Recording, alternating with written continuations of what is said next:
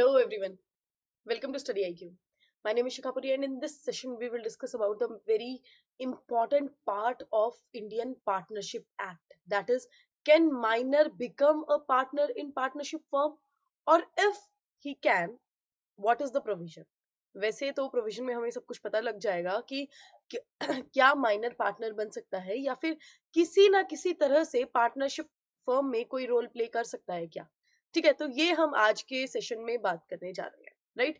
तो गाइस देखिए, Indian Partnership act 1932 की बात करें तो ये कंसेप्ट उसमें आता है। अब आप ये देखिए, हमने कॉन्ट्रैक्ट एक्ट पढ़ा है। कॉन्ट्रैक्ट एक्ट में हमने पढ़ा है कि देखिए माइनर जो है बिल्कुल एक्सक्लूड कर दिया गया है कॉन्ट्रैक्ट करने से।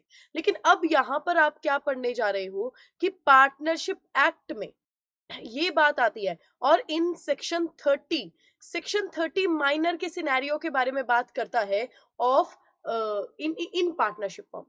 ठीक है, तो सबसे पहले तो हमें ये पता होना चाहिए कि माइनर आखिरकार है क्या। सबसे पहले हमें ये पता होना चाहिए।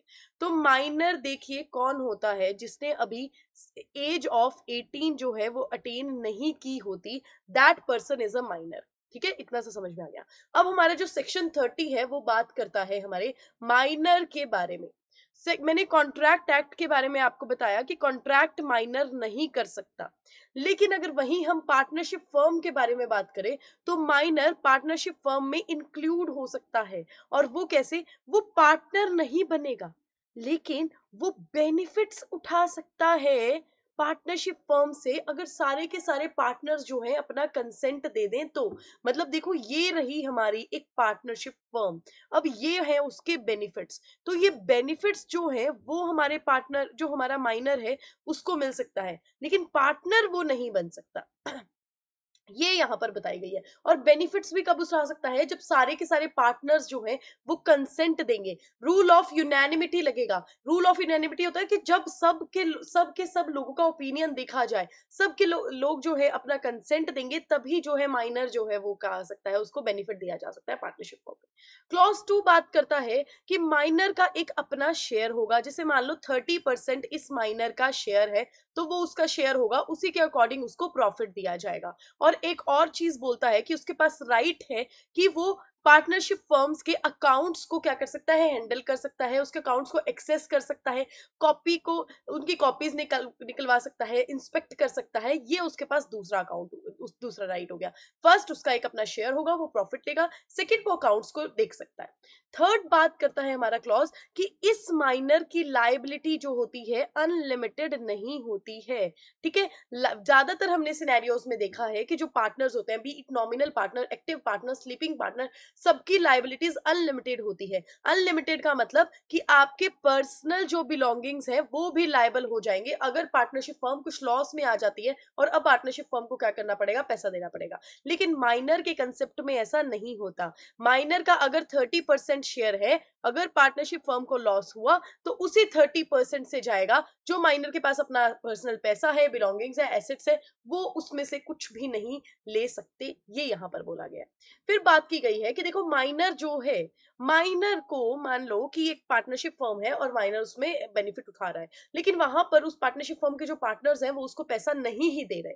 तो इस सिनेरियो में माइनर स्यू नहीं कर सकता, उनके खिलाफ सूट फाइल नहीं कर सकता, जब तक वो उस पार्टनरशिप फर्म का हिस्सा है, मतलब वो बेनिफिट उठा रहा है उस पार्टनरशिप फर्म से। लेकिन जैसे ही अगर उसने ये देख लिया, उसने देखा कि भाई मुझे पैसे तो नहीं मिल रहे, अब मैं इस पार्टनरशिप फर्म से मैं अपना हिस्सा तोड़ रहा हूं, मैं खत्म कर रहा हूं, तो वो अगर जैसे ही वहां से खत्म होगा, स्वीयर हो जाएगा, अलग हो जाएगा, उसके पास राइट आ जाता है कि वो उन पार्टनर्स को स्यू कर सकता है। और जब ये केस कोर्ट में चलेगा तो किस अकॉर्डिंग उसके अकाउंट्स को हैंडल किया जाएगा, देखा जाएगा कि कैसे कितना उसका शेयर बनता है according to the section 45। And what is 45 48 sorry I am sorry 48 of section of Indian Partnership Act? Mode of settlement of account between the partners. Partners के बीच में किस तरह से अकाउंट जो है वो सेटल होंगे। ठीक है, फिर इसका नेक्स्ट क्लॉज एक और चीज बात करता है कि कई बार अगर ऐसा सिनेरियो हो, जैसे केस माइनर ने फाइल कर दिया और अब उस केस में जो बाकी के पार्टनर्स हैं वो ये इलेक्ट कर सकते हैं कि भाई हमने भी अपनी इस पार्टनरशिप फर्म को नहीं रखना, मतलब देखो पार्टनर्स का कुछ भी यार रीजन हो सकता है। देखो स्टूडेंट्स, कि उनका रीजन क्या होगा कि मान लो उनके पास पैसे बचे ही नहीं, तो माइनर्स को भी नहीं दिए और आपस में भी नहीं रह रहे, तो उन्होंने बोला कि ऐसा करते हैं, इस पार्टनरशिप फर्म को डिसॉल्व ही कर देते हैं। ये उन्होंने एक्शन ले लिया इन द केस ओनली। तो केस तो चल रहा है। अब केस में क्या होगा, कोर्ट प्रोसीड करेगी दो क्वेश्चंस के साथ। एक, डिसोल्यूशन के बारे में वो बात करेगी, दूसरा सेटल करेगी अकाउंट को सभी के सभी पार्टनर्स का। और जिस तरह से अकाउंट सेटल होगा, जिस तरह से शेयर बनेगा, उसी तरह से माइनर के पास शेयर आ जाएगा। ठीक है, तो ये सारी चीज यहां पर इस क्लॉज में बोली गई है। नेक्स्ट बात की है कि जब माइनर क्या हो जाता है, मेजर बन जाए, मतलब मेजर 18 साल का हो जाता है, तो क्या होगा। या फिर मतलब कई बार ऐसा भी सिनेरियो होता है ना कि आप जब है छोटे या माइनर है, तो आपको पता ही नहीं होता आपके गार्डियन से क्या होता है, आपको ऐसे किसी भी फर्म में उन्होंने इंक्लूड करवा दिया कि भाई इसको बेनिफिट्स देने चाहिए, और सबने असेंट देकर आपको बेनिफिट मिल भी रहे होंगे, लेकिन आपको उसके बारे में नहीं पता। तो अगर ऐसा भी सिनेरियो है, एक, जब आप 18 हो गए, मेजर हो गए, और दूसरा, जिस भी तारीख को आपको पता लग रहा है कि मैं उस फर्म से क्या ले रहा था, मैं उस फर्म से मुझे बेनिफिट्स उठ रहे थे, जो भी डेट क्या होगी बाद में होगी, ठीक है, जो भी डेट बाद में होगी, उसके विद इन 6 मंथ्स आपको क्या करना पड़ेगा, नोटिस देना पड़ेगा कि भाई मैं क्या कर रहा हूं, इस फर्म में मैं चाहता हूं आना, या फिर मैं इस फर्म में नहीं चाहता एज अ पार्टनर। ये आपको नोटिस देना पड़ेगा। समझ में आ गई। लेकिन अगर इस इन दोनों डेट्स में से विद इन 6 मंथ्स आपने क्या किया, नोटिस नहीं देते हो आप, तो ये माना जाएगा बाय द ऑल पार्टनर्स कि आप क्या हो, आप पार्टनर बनना चाहते हो। मतलब आपकी चुप्पी को उन्होंने क्या समझ लिया, हाँ मैं समझ लिया, और आपको यहाँ पर समझा कि भाई बाकी के जो लोग हैं, मतलब बाकी के पार्टनर्स ये सोच रहे हैं कि आप यहाँ पर पार्टनर बनना चाहते हो, ये यहाँ पे बोल दिया। नेक्स्ट यहाँ पर 6 में बात की गई है कि जब वेयर कोई भी अगर पर्सन है, एक पर्सन बोल रहा है कि ये माइनर बेनिफिट उठा रहा था, ठीक है, लेकिन कोई ये पर्सन बोल रहा है, जैसे आप ही बोल रहे हैं, आप बेनिफिट उठा रहे थे, आपको लेकिन इस बारे में पता नहीं था कि मैं इस पार्टनरशिप फर्म से बेनिफिट उठा रहा था when I was the minor. अगर आप ये बात बोल रहे हैं, तो आपको ही ये बात प्रूव करनी पड़ेगी, कोई और थोड़ी ना आपकी ये बात आके प्रूव करेगा, क्योंकि दुनिया को तो लगेगा कि भाई आपको पता होगा, लेकिन अगर आपको नहीं पता है, तो आपको ही ये बात प्रूव करनी पड़ेगी। नेक्स्ट बोला जाता है कि जब आप इलेक्ट कर दो कि ठीक है मुझे पार्टनर बनना है, माइनर हुआ मेजर, एंड मेजर बनने में उसने नोटिस दे दिया कि yes sir I want to become the partner of this particular firm, तो उसकी राइट्स एंड लायबिलिटीज का क्या होगा। तो यहां पर बोला गया है कि जो लायबिलिटी थी आपकी, आप अब बन जाओगे full fledged partner after giving the notice. तो यहां पर आपकी लायबिलिटी क्या हो जाएगी, अनलिमिटेड हो जाएगी। जैसे जैसे पहले पहले आपकी लिमिटेड होती थी, आपके पर्सनल एसेट्स नहीं होते थे लायबल, लेकिन अब क्योंकि आप फुल फ्लेज्ड पार्टनर हो गए हो, अब आपकी लायबिलिटी हो जाएगी अनलिमिटेड। ठीक है, personally liable to third parties for all act of the firm doing since he was admitted to benefits of the partnership. अब यहाँ पर क्या बोला गया, नेक्स्ट यहाँ पर बोला गया कि जो शेयर है, शेयर आपका लेकिन सेम ही रहेगा। मानो 30% आपका शेयर था, ठीक है, माइनर जब आप थे, तो जब आप मेजर बन गए तब भी आपका शेयर जो था वो 30% ही रहेगा, वो चेंज नहीं होगा। नेक्स्ट बोला गया कि अगर आप बात करते हो कि मुझे पार्टनर नहीं बनना, अगर आपने ये इलेक्ट कर दिया तो क्या होगा, तो यहां पर बोला गया कि आपकी जो भी राइट्स एंड लायबिलिटीज थी वो तब तक कंटिन्यू रहेंगी जब तक आप नोटिस नहीं दे देते। मान लो आप 18 साल के एज के हो गए, आपने 4 महीनों बाद उस फर्म में क्या किया, उस फर्म में आपने नोटिस दिया कि sir I don't want to become a partner. अब ये जो बीच का टाइम था ना, 4 महीने के बीच का टाइम था, उसमें भी आपकी राइट्स एंड लायबिलिटीज चल रही होंगी। आफ्टर गिविंग द नोटिस ये जो होंगी वो सारी की सारी खत्म हो जाएंगी, और आपका शेयर भी जो होगा वो लायबल नहीं रहेगा। ठीक है, वो भी लायबल नहीं रहेगा क्योंकि बचा ही नहीं होगा, एक तरीके से आप तो खत्म हो गए, टाटा बाय बाय हो गया, अब लायबल कुछ भी नहीं हो, आपकी राइट्स एंड लायबिलिटी कुछ भी लायबिलिटी नहीं है। यहाँ पर बोला गया क्योंकि देखो हमने ये भी पढ़ा कि देखो आप स्यू नहीं कर सकते जब आप वहां पर बेनिफिट उठा रहे होंगे।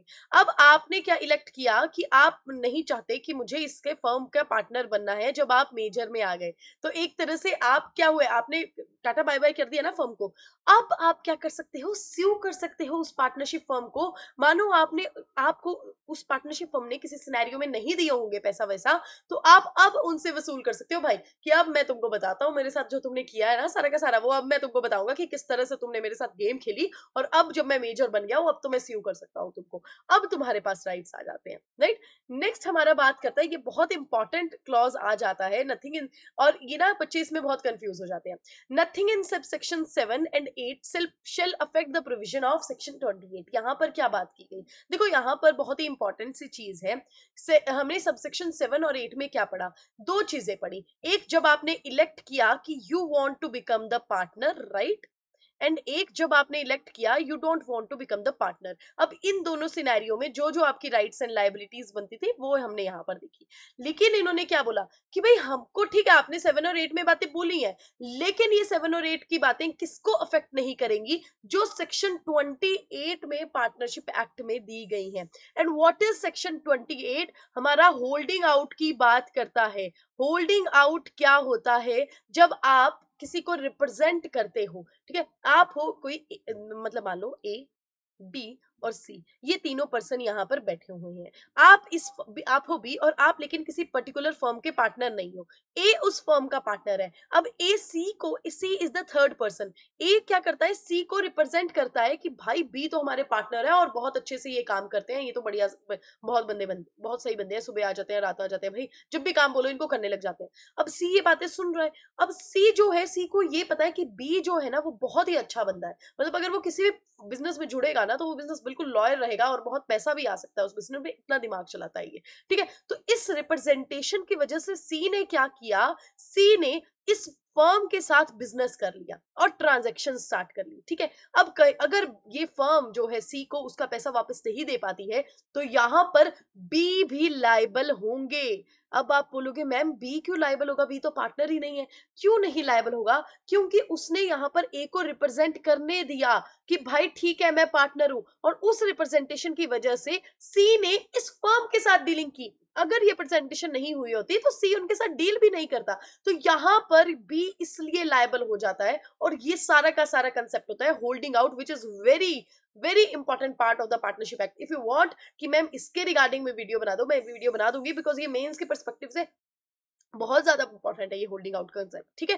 तो यहाँ पर अब ये बात बोली गई कि भाई 7 और 8 सब सेक्शन में बातें बोली गई हैं, लेकिन ये बातें हमारे सेक्शन 28 को अफेक्ट नहीं करेंगी। अब कैसे जोड़ेंगे इस सिनेरियो को, देखो अब यहाँ पर ये बोला गया कि जब माइनर था, माइनर जब बन गया मेजर, और अगर वो नहीं चाहता, कुछ भी नहीं चाहता कि मुझे बनना है या फिर नहीं बनना है, पर उसने क्या नहीं दिया, यहाँ पर नोटिस नहीं दिया, नोटिस नहीं दिया। अब जो बाकी के लोग हैं, ये बाकी के लोग हैं, ये थर्ड पार्टीज हैं, उनको तो पता था कि ये माइनर जो है बेनिफिट उठा रहा है, अब उनको ये भी पता होगा कि ये मेजर बन गया, अब तो ये पार्टनर बन गया होगा, राइट। तो ये क्या कर रहे हैं, इस रिप्रेजेंटेशन में ट्रांजैक्शन कर ही जा रहे हैं।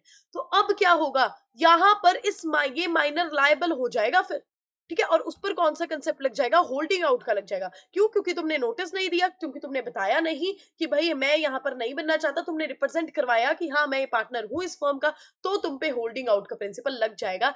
ये यहाँ पर बोला गया। अच्छा, नोटिस की बात आई तो होल्डिंग आउट के प्रिंसिपल में ये बोला गया है कि भाई देखो ऐसा है, there is a case Scarf versus Jordan, ठीक है। उस केस में बोला गया है कि भाई देखा ऐसा है कि जब भी आप या फिर तो फर्म से क्या होते हो, रिटायर होते हो या फिर फर्म को टाटा बाय बाय करते हो, तो आपको नोटिस देना पड़ेगा, नोटिस देना पड़ेगा, जिससे लोगों को कम से कम पता तो चले कि आप क्या हो, फर्म को लीव कर रहे हो। तो अगर आपकी जो गुडविल होगी, आपकी फेस वैल्यू के रिगार्डिंग, अगर कोई आप जो उस फर्म के साथ ट्रांजैक्शन कर रहा होगा, डीलिंग कर रहा होगा, तो वो उस डीलिंग को खत्म कर देगा, ठीक है, क्योंकि आप भी वहां से चले गए हो। लेकिन आप यहाँ पर क्या कर रहे हो, रिप्रेजेंट होने दे रहे हो कि भाई मैं नोटिस नहीं दिया, कुछ नहीं किया, और रिप्रेजेंट होने दे रहे हो मैं भी पार्टनर हूँ, तो यहाँ पर क्या होगा, फिर लायबिलिटी आप पर आ जाएगी। तो ये नोटिस वाला कंसेप्ट है। तो माइनर में भी देखो हमने नोटिस वाला कंसेप्ट देखा है, नोटिस नहीं दिया, होल्डिंग आउट के प्रिंसिपल में आ जाओगे, लायबल हो जाओगे, ठीक है। बीट आप मेजर बन गए हो, बीट आपकी लायबिलिटी खत्म हो गई है, हमने 7 और 8 में देखा उस, राइट। तो ये हमारा सारा सिनेरियो था। अगर केस लॉज की बात करें तो Bhogilal versus commissioner of income tax में क्या बोला गया कि जब माइनर ने मेजॉरिटी डिसाइड कर ली, ठीक है, मतलब मेजर हो गया, वो 18 साल से बाहर हो गया, और उसने क्या इलेक्ट किया कि हाँ मुझे क्या बनना है, इस फर्म का पार्टनर बनना है, तो यहाँ पर जो उसका शेयर होगा ना, उसको आप चेंज मत कीजिए, मतलब उसको 30% को आप मान लो कि 40% आप बना रहे हो, तो ये चेंज मत कीजिए, क्योंकि ब्रेक मत कीजिए कॉन्टिन्यूटी को, कोई जरूरत नहीं है न्यू पार्टनरशिप को इंक्लूड करने की, आप जितना शेयर था उतना ही शेयर कंटिन्यू करके चलिए, ये इस केस लॉ में बात बोली गई। नेक्स्ट अगर हम बात करें commissioner of income tax versus Dwarka Das and company, तो यहां पर क्या बोला गया कि हमारा सेक्शन 30 क्लियरली बात करता है कि जो भी माइनर है वो पार्टनर नहीं बन सकता, बस वो क्या उठा सकता है, बेनिफिट्स उठा सकता है, जब सारे के सारे दूसरे पार्टनर इस चीज को कंसेंट दें। और अगर कोई भी आपने ऐसा डॉक्यूमेंट बना लिया मान लीजिए जिसमें ये बात लिखी गई है कि ये माइनर है और ये हमारे पार्टनर है, तो वो डॉक्यूमेंट वैलिड नहीं होगा। मतलब मान लो अगर आप रजिस्ट्रेशन करवाने जाते हो, कुछ भी करवाते हो, तो उस डॉक्यूमेंट को हम वैलिड मानेंगे ही नहीं। ठीक है, तुम्हारा कॉन्ट्रैक्ट हुआ है, तुम्हारे कॉन्ट्रैक्ट में ये लिखा गया है कि पर्टिकुलर पर्सन, वो भी यहाँ पर क्या है, माइनर है, वो एज लिखी हुई है 17, और आप उसको पार्टनर कैटेगराइज कर रहे हो, वो डॉक्यूमेंट वैलिड होगा ही नहीं। ये इस केस लॉ में बात की गई, commissioner of income tax versus Dwarkadas and company. Right, तो guys this was our session, ये हमारा आज का सेशन था। आई होप आपको ये सेशन पसंद आया होगा। एक एक चीज जो है आपने अच्छे से समझी हुई होगी। अगर फिर भी कोई डाउट है प्लीज लेट मी नो। और लॉ से रिलेटेड आपको कुछ भी, किसी भी कंसेप्ट पर, किसी भी लॉ से रिगार्डिंग आपको ये चाहिए, देखिए एक्चुअली अभी ये पार्टनरशिप एक्ट का थोड़ा सा मेरा सीरीज चल रहा है कि पार्टनरशिप एक्ट के जो बेसिक बेसिक कंसेप्ट है जो आपको पता होने चाहिए वो एक बार कवर हो जाए। राइट, तो आपको किसी और लॉ के रिगार्डिंग भी आपको कुछ भी पूछना है प्लीज लेट मी नो, उसके लिए I make the different video. ठीक है, तो स्टडी आईक्यू, आपको ये पता होगा स्टडी आईक्यू जुडिशरी जो है हमारा चैनल आ चुका है, ये हमारा चैनल है, ये dedicated channel for you only है, लॉ स्टूडेंट्स के लिए, लॉ लॉ जो कर रहे हैं, लॉ जो कर चुके हैं और जो लॉ करना चाहते हैं, उन बच्चों के लिए पूरा का पूरा डेडिकेटेड चैनल है। आपको इस चैनल पे हर चीज मिलेगी, लॉ से रिलेटेड आपको मिलेगी, लॉ में जितने भी करियर ऑप्शंस है, you will get everything in this channel. ठीक है, तो आप चैनल को सब्सक्राइब कीजिए और जितना हो सकता है शेयर कीजिए, क्योंकि आप देखिए स्टडी आईक्यू को आप जानते हैं कि हमारा प्लेटफॉर्म किस तरह से यूपीएससी के प्लेटफॉर्म को कितनी अच्छे तरीके से करता है, उसी तरह से जुडिशरी के आपके लिए क्यों ना हम कुछ करें। राइट, तो आप इसको भी अच्छे से शेयर कीजिए और सब्सक्राइब कीजिए चैनल को, वीडियो को जरूर लाइक कीजिएगा। ठीक है, thank you so much guys.